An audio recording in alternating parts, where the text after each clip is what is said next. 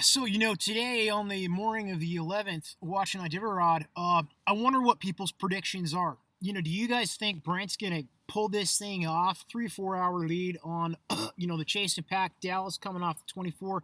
Richie, obviously down on dogs, actually left cripple without the big coming off the 24 prior to Dallas, but just after Brent, we're talking an hour or two within of actually Brent's dog team when they're traveling on the trail. And then obviously Jesse Holmes, piloting a team 14 dogs still.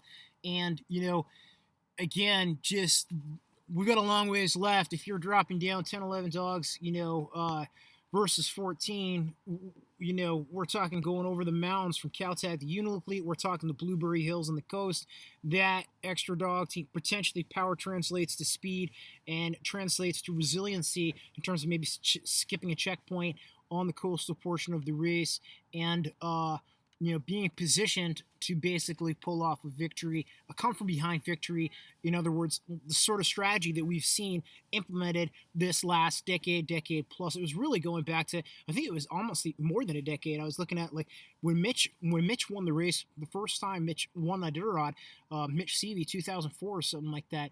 It was a team with a lot of power and speed and a come from behind type thing way back in 2004 or something like that. But it's really some of the last decade that's been winning the Iditarod. So Brent's out in front, So if Brent did pull off victory this year, it would be something that would be more going back towards that strategy of swing, trying to control the pace of the race early. Get out front, set the pace, have a little bit of a lead, and defend that lead. And defend that lead for the duration of the race to all the guys who are chasing from behind. It really comes down to a lot of it, quality of dogs, decisions by the musher, the depth in the kennels. Everyone in the front pack, they've got a big kennel. They've got a lot of dogs. Puppy teams. Look at Jesse this year. He's got a puppy team in the race. The CVs always have puppy teams in the race. Richie Deal a little bit down on dogs, but someone who's been out there competitive in the Costco 300. But instead of rattling on this one, I'm like, who do you guys think is going to win Iditarod this year? 2022. 50th anniversary. Brent almost needs to get one because he's put so much time and money into this sport and these races. And again, the quest wasn't a 1,000-mile race this year. If Brent gets one, it won't be a surprise. If Jesse gets one, it's not going to be a surprise either because also it's going to be the strategy that's been winning, more of a come from behind strategy. And if Dallas gets one, it's not going to be a surprise either because he's tough. He's within striking distance out there on the coast. We know he's a scrappy competitor. We know he can skip a checkpoint. We know he can do some maneuvering out there. And he's only 3 or 4 hours back. Even if he's down a little bit on dogs, even if his team maybe not is maybe not at this point as good as a team as the dogs is the team right in front of him or right behind him. Also in dog numbers and blah blah blah. He's a guy who can win. He can take the cards that he's got, that he's been dealt, and he's a guy, as a jockey and as a competitor who can win. So if any of those three teams in my mind win, I'm not going to be surprised at this point. If Mitch pulls it off, if Hugh pulls it off, I don't think Ryan's going to get it, but if Hugh pulls it off and does some just crazy stuff, some crazy shit, that is not out of the realm of possibility by any means. Looking at Mitch's demeanor and attitude in the halfway point, the checkpoint there, I don't think he's going to get the victory this year. He's a little bit back. He's a little, he's not, he's a little demoralized, I think, by the trail. He's an older guy too, younger, dog team, older guy. And, it's tough because the Iditarod, these guys train these dogs to race, and the Iditarod it's a wilderness race, and they're going to see pretty much every year, you see some tough, some dirt on the trail out there when you're in the Farewell Burn, Roan, Nikolai, after you come over the Alaska Range, and when you're going into the interior on the way to the Yukon River, typically there is some deep snow, some wallowing in snow drifts, some quote-unquote mashed potatoes snow is the descriptive adjectives that Brent uses here, the front runner uses here, and it's just, It's not something where it's a highway, and that's kind of going back to my earlier video, when I was talking about Iditarod, how it's different from the races in the lower 48 and special. It's a wilderness race. You know what I mean? Every race in the lower 48, the UP 200, in terms of the mid distance ones, the Bear Grease, the Can-Am, which I did when I was a youth in the East Coast, in northern Maine, those are run on Forest Service roads or logging roads. The majority of them are, or high traffic snow machine trails that are like highways, comparable. A lot of moguls, and there are definitely obstacles in some of those races. Also, the Wyoming Stage Stop run on Forest Service roads out there in the Rocky Mountains of Wyoming.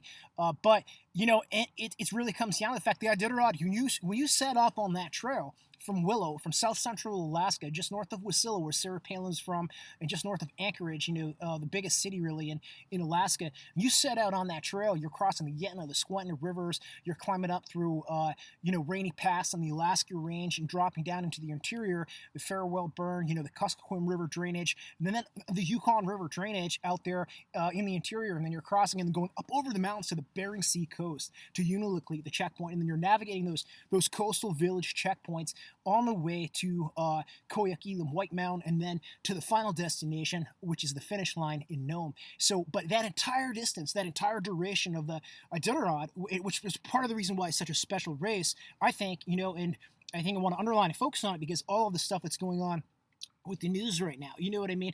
With the talk of energy security in the United States and development, more oil development, more drilling, more gas drilling, more mineral drilling in Alaska and everywhere. And it's important to realize that this is a race that crosses Alaska, but doesn't even cross the freaking road the entire way. It's a true wilderness race, you know what I mean? And that's why this race, Iditarod, is the last great race. Why it's such a special event, I think, and why, when you go out there on that sled or iron dog or bike or anything, you're out there, and even if there are some small wilderness villages where people are living that subsistence lifestyle, you know what I mean?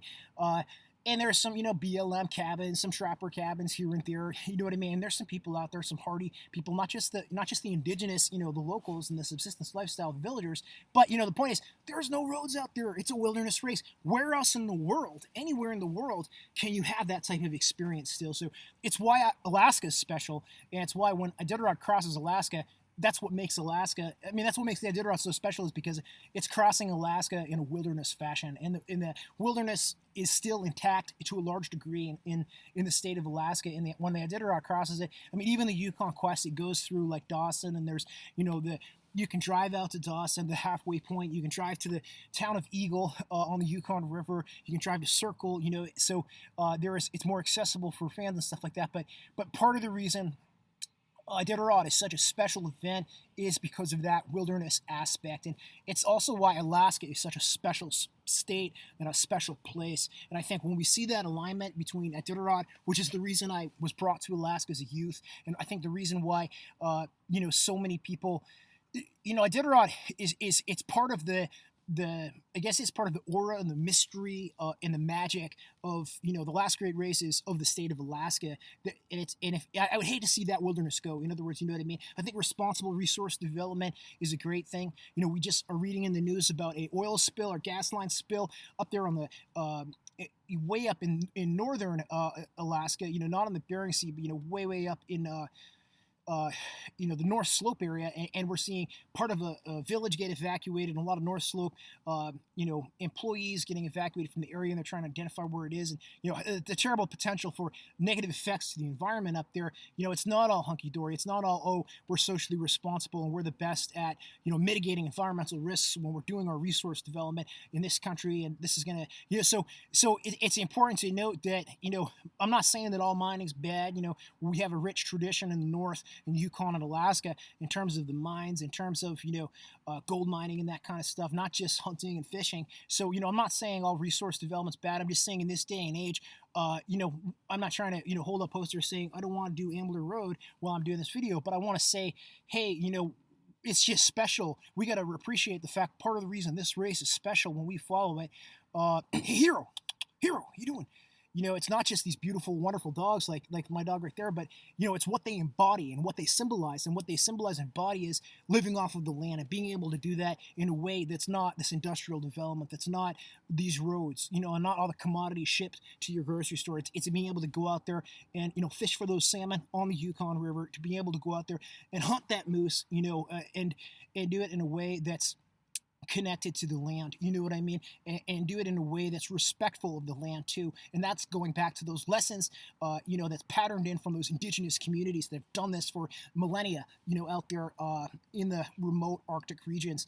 And it's really a privilege to be able to be out there. I think in these waning years, in America, because everything's going on. They're trying to push for the Ukraine. They're trying to use the Ukraine conflict as a reason for more development, resource development, and specifically the state of Alaska. And it's one of those things where we certainly want to be an independent, strong country, but there really isn't any data or math that says more drilling in northern Alaska is going to make us as a nation energy independent. You know what I mean? It might contribute a little bit, but you can take a look and juxtapose the state of Texas, which I've been to, and they drill the heck out of Texas, and also we drill the heck out of Alaska too. But we drill the heck out of Texas, we mine the heck out of Texas. It's a huge state, not quite as big as Alaska, but it's a huge state. By any shape or form, it has not made our nation energy independent. So you know what I mean. And Texas is a nice place. It's great hunting down there, just like great hunting in Alaska. And there's great large expanses of country, beautiful place. It just shows but just juxtaposing it on the conversation and on the topic of the resource development. I mean, if we drill everywhere in Alaska, I think at some point we're just going to run out of the amount of oil once we drill those areas, and it's not going to be sort of the magic pill and the magic potion and the answer in terms of leading towards energy independence for the United States of America. So I think we have to appreciate that. We have to sort of question the rhetoric from a lot of politicians. And I'm a very conservative person right now. You know what I mean? I'm not someone who's far left and liberal and green and tree hugging. I think I look at like a Denali National Park, and I feel like it's almost like a theme park for the tourists. And you have all these lower 48 people come up, to work as like wildlife technicians and park rangers, and it becomes something where they're almost the conservation aspect, when it's the federal government, it almost becomes more of a resource development because the locals can't go out there and hunt and fish anymore. In other words, because it's so regulated, the locals can't access the land. They can't live off the land. They can't recreate on the land. So I'm not someone who, advocates for the entire state of Alaska to become a theme park, you know what I mean, for tourists on bus, or to become a national park or a national wildlife refuge. But I do advocate for very responsible resource development, and I do advocate for less roads, and less roads out there, or no more roads out there, or just really smart decisions, and really viewing the wilderness, the great expanse of wilderness, as an asset, is something that we want to preserve, we want to conserve, we want to appreciate, for hunting reasons, but also just look at the Iditarod, look how special this is. Look at all the people that follow this race from all over the world, and it's not just the race, it's not just the dogs, it's that wilderness aspect. It's the fact you can literally cross the state of Alaska, and from Willow all the way to Nome, and you're not even crossing a road anywhere out there. It's something in this day and age all across the world. It's very hard to find that type of experience to where man's influence and man's constructions and man's architecture, it's not tainted yet, this pristine wilderness in this area. And it's remarkable. It's something we need to cherish, and it's something we need to uphold, just as God's gift to the United States of America, and as God's gift to Alaska, and just sort of appreciate, and the inheritance also of all these native Alaskans, the subsistence lifestyle and all the lessons of living off the land, in terms of trying to shape the narrative in a sustainable future for us here, but all across the world as well, especially with all the resource struggles and the conflicts we're having. So just some other rambling thoughts, but this race is a great race, and part of the reason this race is a great race is what I'm trying to underline and focus on, say here, is because of that wilderness aspect. It's none of those races in the lower 48. They're all on the road system. They're all crossing roads.